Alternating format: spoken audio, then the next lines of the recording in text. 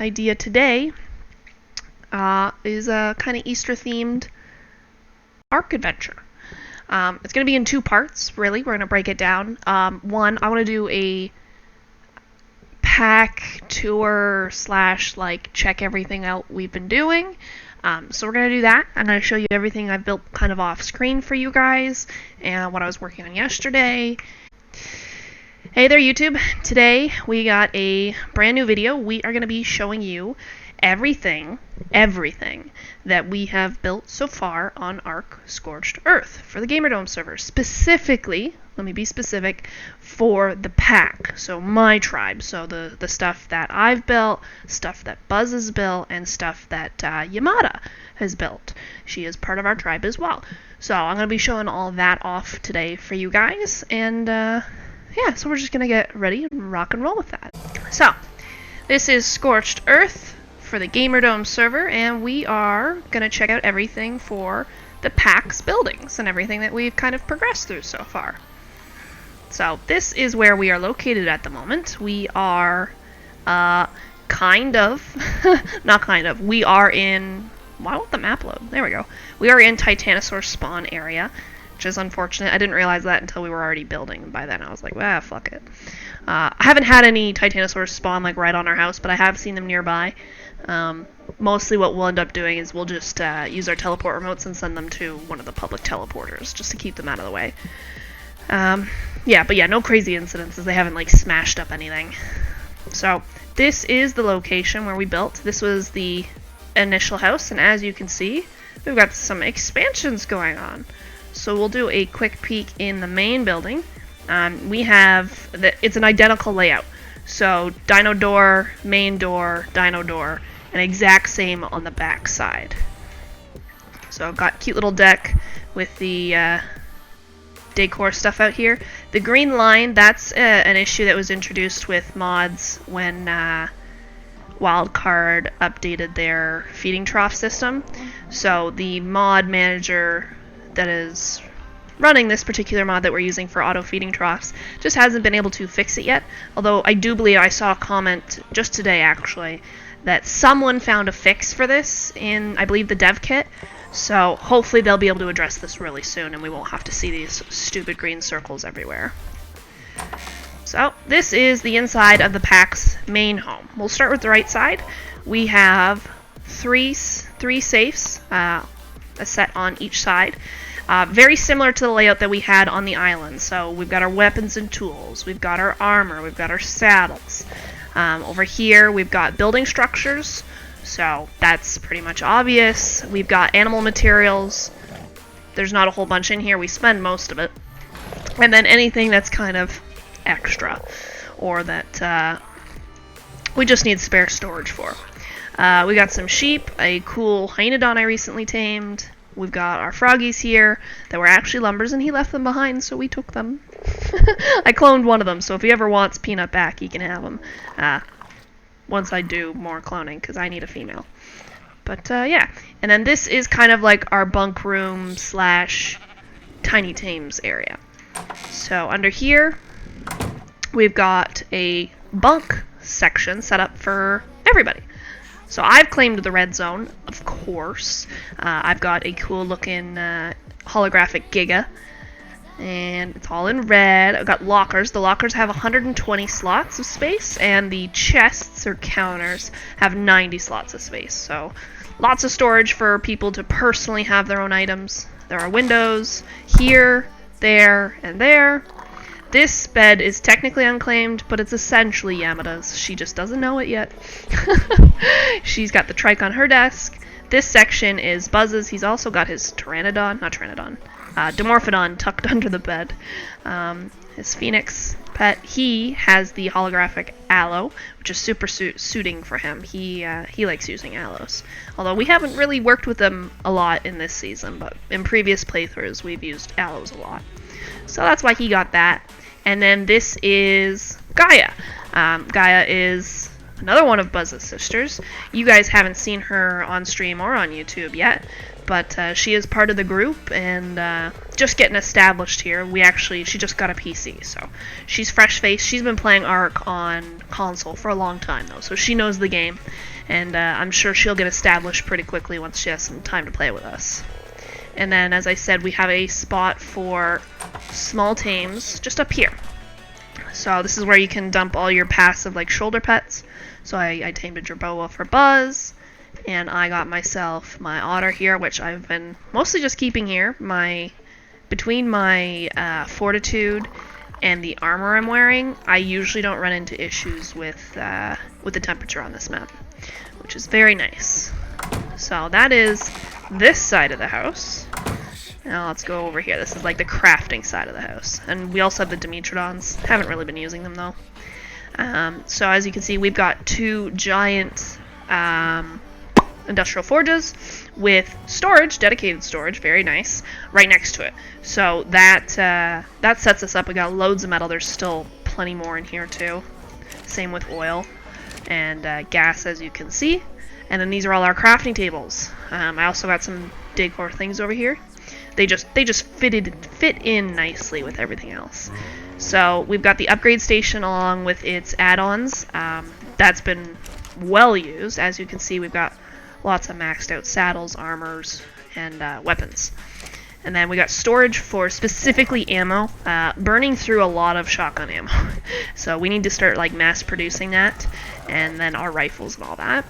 Smithy's here, fabricators there. The crafter for the those automated feeding troughs is here, but a bonus factor to him is that he converts organic polymer into normal polymer, which is amazing and super fucking useful. So he's been kept there. And then this is more crafting here as well. On the left side, we've got like the cooking area as well as a drink tap to keep us hydrated. We have a painting maker from the Tech Decor. So again, super handy. I've got all the paints I could ever want. Fridges, so we got eggs and kibble. We got our recipes, which is basically everything else. And any resources that need to be refrigerated. Biotoxins, blood packs, all that stuff. There's like a little shortcut back here, as you can see. It's just a little additional spot. On the right side, we have our chem station area. So we got the chem bench, we got a vault for raw resources, so like sand, chitin, that kind of stuff. And then anything that gets crafted gets put in our dedicated storage here. I don't know why there's an advanced sniper bullet in there. We will fix that. I don't know what that was supposed to be, but I will figure it out later. And we have very quiet power generators. It is hooked up to wind turbines, which I'll show you later. But these ones are from the Ecos Tech Decor mod, and it doesn't take damage from the electrical storms. I didn't even know that until I had already put it down, but my big thing was that it was quiet and then it had all that extra storage for gas. But yeah, it hasn't taken any damage from any of the electrical storms, which has been perfect. So we won't have any issues with power at all, especially with all the gas we've been making. So everything can be left on and there's no concerns. So that's area. The upstairs is kind of cooking. We've got industrial grills. We've got the preserving bins. I actually just filled these yesterday, so I need to get prime meat loaded up into these now as well. This is going to be like our event miscellaneous zone. So right now, obviously, it's the Easter event, so we're using the Easter eggs. We've got the, what do you call these? Festive candies, which are cool. And then skins and costumes. I figured that deserved a whole vault to itself because there's so many, especially when we die. So that'll get filled, I'm sure. And then this is a newer addition. This bridge will cook you alive if you give it time. Yeah, there it is. Even with our superior armor, it's a little toasty. But this is the greenhouse. It is 2 floors. As you can see, we've got lots of reservoirs. Water is not a problem. We also ran a supplementary line down there all the way to our well, which you can kind of just see from here. Actually, can I zoom in on that? Like this. I figured it out. Yeah, that's our well over there. So it is quite a ways, but it helps with the water. And so up top, we've got our berries. We also have our dung beetles. So the highest is on the left, the lower level one's on the right. Dodos here, ooh, we've been dropping eggs, thank you, are literally just here as storage for fertilizer, as well as eggs, because that's nice. And then downstairs, you just go through this hatchet here, is where our crops are. So they each have 6 plots, so we're not going to have any issues crafting recipes with this stuff here. And then you can come back through this way if you'd like, just using the little shortcuts underneath. So that is the interior of the house. We'll put these eggs away. Oh, where'd I get? Oh, alright, I emptied a, what do you call it? A crate outside the house so it wouldn't be getting in my way. So yeah, that's the inside of the house, and then the back end, I'll show you back.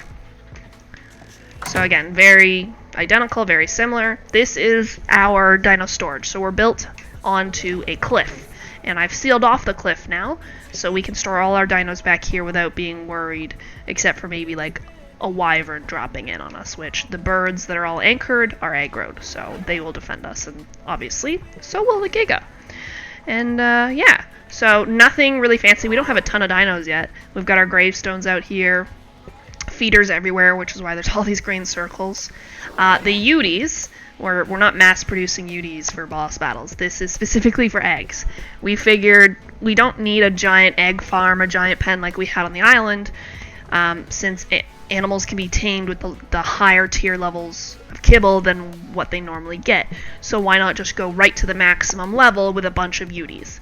There is an Oviraptor down there boosting the egg laying rates, and so it's perfect. Some of these are max levels too, so we can use them for boss battles once we get there. And I'm actually going to be expanding and filling this whole cliffside with these guys, so we should get lots of eggs out of them.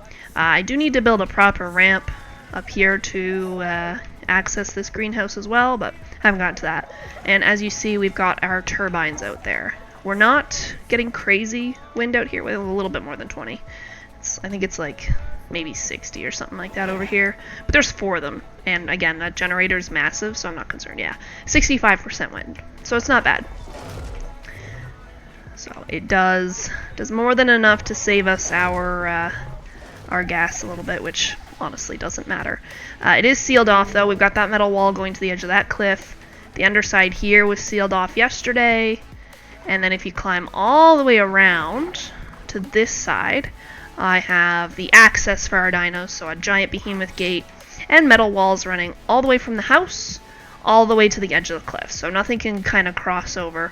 We do get spawns occasionally of like dodos down here, but that's it, and that's super chill. So that is the PAX main house. Tell me what you guys think about it. Anything you think I could improve or change, let me know in the comments for sure. I'll definitely take a look at them and see what adjustments I can make.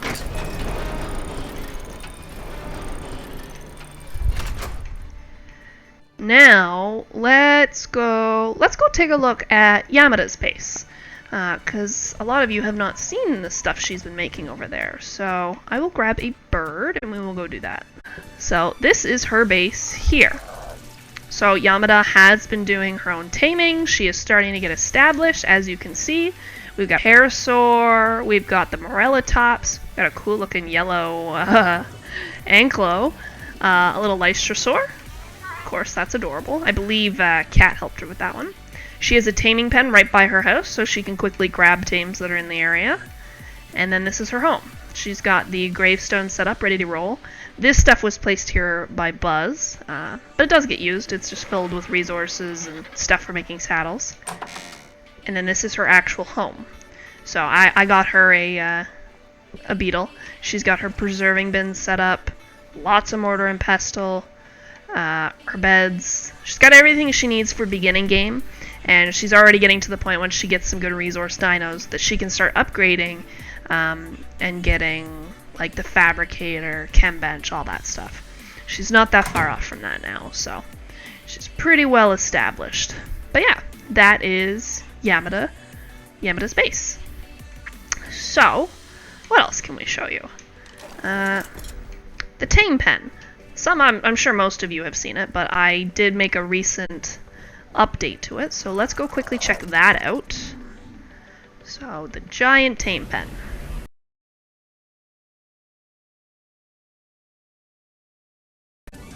So this is our giant tame pen. As you can see, we now have a roof, which I will show you properly. Now because we didn't design this pen originally to have a roof, I couldn't fully close it off. But it did pretty good. Like, you get an RG in here, or a tapagere, it's pretty unlikely that they'll manage to find this one little slot. And we've got trapdoors that you can make use of to get out with your own birds if you're having issues finding the one hold slot. Oh, you're having issues launching off that building. Behemoth Gate, nothing new. Lots of threatening things in this area, so we will definitely be up in here for some taming. Try and see if we can get some max level goodies. But yeah, that's all that's changed. I just took the walls, put them all the way up, and tried to slap a roof on it. So that's that. Now let's go take a look. This is something nobody's seen yet, and that is our breeding grounds.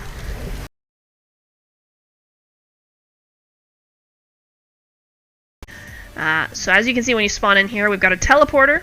We've got a giant behemoth gate, as well as a wall. And we are surrounded by spikes, because we are in a canyon. I thought it'd be a cool little different area to be building in, and this is where we built. And conveniently enough, as you can see, this is also a supply drop location. I didn't know that until I'd already started building most of this. And I was like, oh, that's right in front of the door. Great. But we are completely sealed off. We've got spikes running the whole way around the canyon. So that should keep anything too threatening from spawning in here, or dropping in here. Obviously we've got the feeding troughs to keep everything fed. Lots of feeding troughs, which is why everything is green. And this, oh, whoosh, oh, whoa, whoa. I didn't mean to do that, whatever that was. And this is the entrance to the actual breeding area. There are two ways to get in. This is the actual area where we hatch the eggs, so there are air conditioners underneath me, which I'll show you. And then it's easy access to go out the front door and go to the teleporter and all that. I'll leave him there for now. And then this is the people zone. So we've got a water well with a cooker in case people need to quickly make something up. Refrigerators for all the eggs we could need. Again, these are all from the Tech Decor mod. So they've got 100 slots each, and cool little dinos inside them. And again, a very quiet power generator with lots of gas. This one is not hooked up to a windmill. There weren't any really good zones like right on the edges of our cliffs, and I didn't want to go too far because we've had issues with the power systems not working if you're kind of out of range. And then underneath we have the air conditioners. We got lots of them. So this should be more than enough, and if we need more, we've got plenty of room for expansion in here. It is allergy season. So yeah, this is the underside. And then up here is just a place for people to respawn if they need. Storage, super basic, super simple, nothing crazy in here. Everything is well lit up though. I did install lights everywhere, so even if someone's got their gamma down, they'll be able to see everything. And then, as I said, there are 2 entrances. Actually, technically 3, but we'll say 2. We have roof access. So we've got a big giant hatch frame, and then we have a normal-sized people hatch frame here. And this leaves space so you can come land your birds up here, and then just drop on down to do your breeding, and then come back out. So it leaves extra storage space if people are flying around, especially if we're flying around on wyverns. You know, this'll be a better landing space for them rather than taking up the area where we're gonna have the things we bred. So that's that. And by having the roof fully enclosed like this, obviously with the canyon, if anything ever did get in or drop down, it's not going to get into the house or anything like that. It's most likely going to get wedged in one of these areas after it walks off the roof. So that is our breeding grounds. I think that's almost everything. Almost, not quite. I got 2 more areas to show you. We have our area where our oil pumps and metal is, so I'll show you that. Ooh. So that's here. Super, super simple. I just found these two nodes nice and close to each other. If you want, that is where they are on the map, and those are the coordinates there on the top left corner. And additionally, because of the area it's in, hello Thyla, there are metal nodes, really, really good metal nodes wrapping around this whole mountain face. So what I normally do is I'll come here, I'll load up my birds with oil, take them home, and I'll come back here with the Anklo and just hit each rock one by one all the way around the mountain and completely max out the Anklo's inventory with metal. So super helpful. So that's it for this area though. This is not complicated or anything like that. The last place to show you is what I built just yesterday. As this shows you, it's something really cool. So let's go take a look.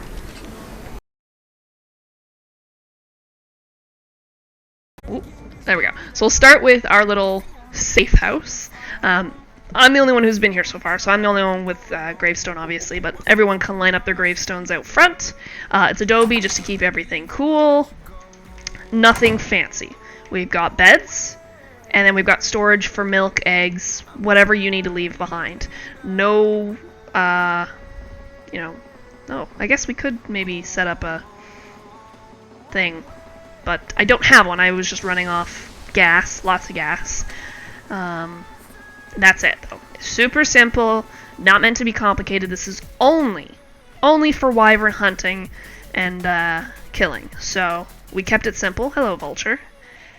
And the outside, before I show it to you, I haven't done wyvern trapping in a long time, and the ones we've always done have been the series of dino gates, obviously, which you use for lots of things, like the RGs. Or on the Ragnarok map, at the end of one of the tunnels, we built this huge, like, bird cage thing that allowed us to shoot at them without them getting to us. So, similar concept. But when I went to Google a quick layout of it to make sure I did it right, someone has built a new way of doing it. And I will actually link his video down in the description below for YouTube for this, so he gets some attention, because it is really unique design, super low materials, not expensive at all. I actually built it all out of metal, so we can tackle alphas with it to get wyvern milk faster that way. But yeah, it was such a creative design, and so I just had to do it. I made a couple of them, actually, as you'll see. So our wyvern, I don't want to show you right away. Our teleport pad is right here, so the house is there, and then if you turn around, those are our new wyvern traps. So it is super, super low on resources. Obviously it's a little more expensive because I made it out of metal, but like, still, like, that's not a very big structure. It's not like it's made out of giant dino gates or anything like that. And they work brilliantly. Every once in a while, I think a wyvern can kind of slip through. And obviously, if you've got more than one wyvern following you, this is a one wyvern trap. It's not going to get multiple wyverns, but we can have multiple people working on it at the same time, obviously, with the 3 different traps. And yeah, super simple. When you fly under here, the wyvern, when it follows you, I think because of the hatch frames, ends up getting forced up and into this little slot here, and it just can't get out easily unless it turns around and goes the exact opposite direction. So super easy, they get stuck in there, and because it's such a minimal design, it's so easy to hit them with your guns without accidentally hitting like the building or something, so you're actually getting all your hits in. So super appreciative of this design, who came up with this, and like I said, I'll be linking them in the description down below. And we will be doing a video in the near future of us doing wyvern egg hunting and wyvern killing. So look forward to that. That is the plan. We won't be doing it right now, but in the very near future, be prepared to see a video for that. So that is all I have for you for now. That is everything. Oh, I want this camera. That is everything that we have built on Scorched Earth so far. It's not entirely complete. As you saw Buzz's other sisters join the server, she hasn't established a building or tames or anything like that yet, so she'll have her own thing up soon enough. And the Mountain Wizards, their own tribe, and Lumberjacks, his own environment, they have buildings as well, which I'm not showing you just yet.